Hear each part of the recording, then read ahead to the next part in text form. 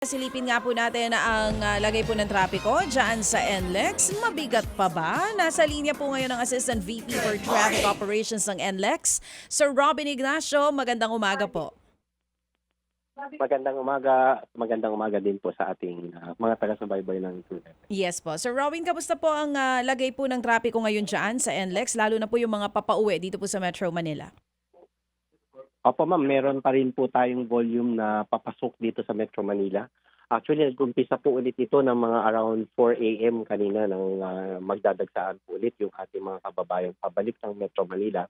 In fact, nag-implement po ulit kami ng counterflow dito sa Balagtas area patungo po dito sa Bocaue Toll Plaza at from Marilao area to Balintawak area. At sa ngayon po, lumuwag-liwag na po yung daloy ng traffic po natin dito sa bago dumating ng Bocaue Toll Plaza. Bagaman meron pa po tayo mga around 100 meters na nakapila po dito sa Bocaue Toll Plaza.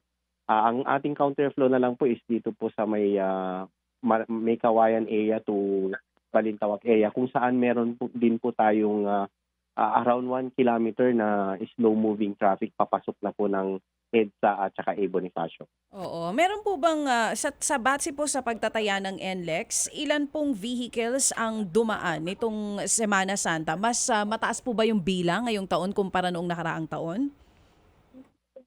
Hindi pa po natin maano kung mas mataas po talaga ma'am, pero yun pong expectation natin na around 10%, mukhang nandun po sa area yung sa number ng motorista nating bumiyahe ngayon. Yung daily average po natin na for NLEX is around 485,000 kasi ang normal daily average po natin is around 460,000.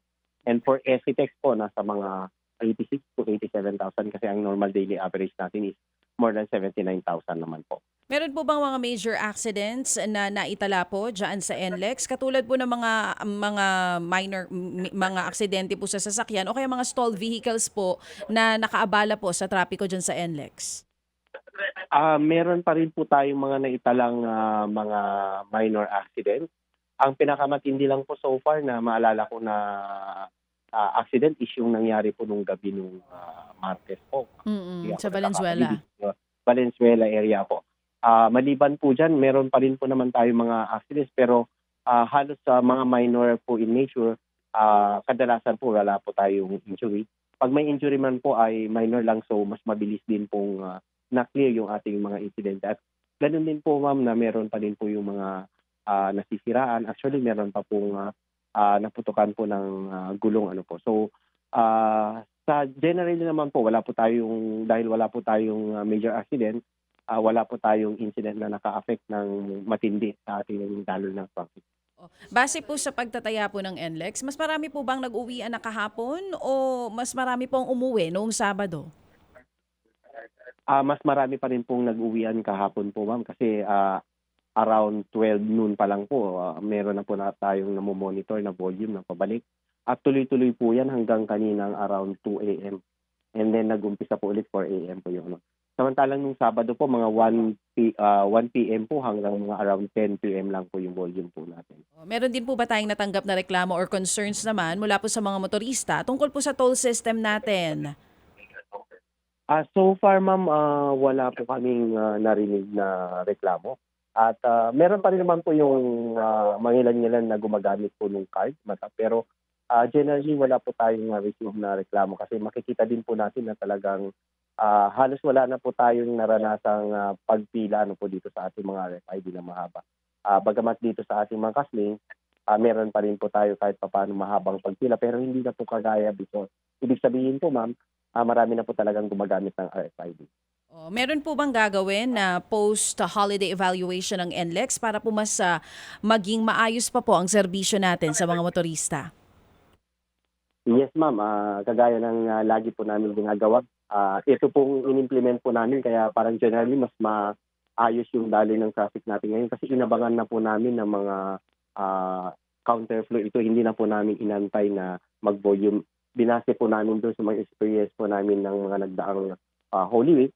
Sabi ay agad-agad na nag-implement na po ng mga counterflow, mga identified time dito sa pa-northbound nung uwihan po nung Miyerkules at sa Huwebes at ngayon din pong balikan. So Ganun din po yung gagawin namin.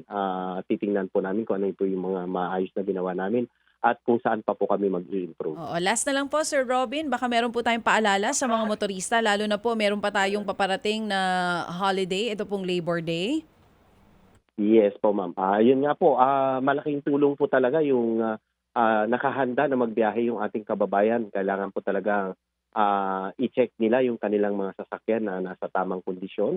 Ganun din po sana yung magda-drive, nasa tamang kondisyon at may sapat na pahinga. At yun po, sumunod lang po dito sa ating mga pinapatupad dito sa expressway at malaking tulong po yung ambag nila para mas maayos po yung daloy natin sa ating traffic. Maraming salamat po. Yan nga po si Sir Robin Ignacio, ang Assistant VP po for Traffic Operations ng NLEX.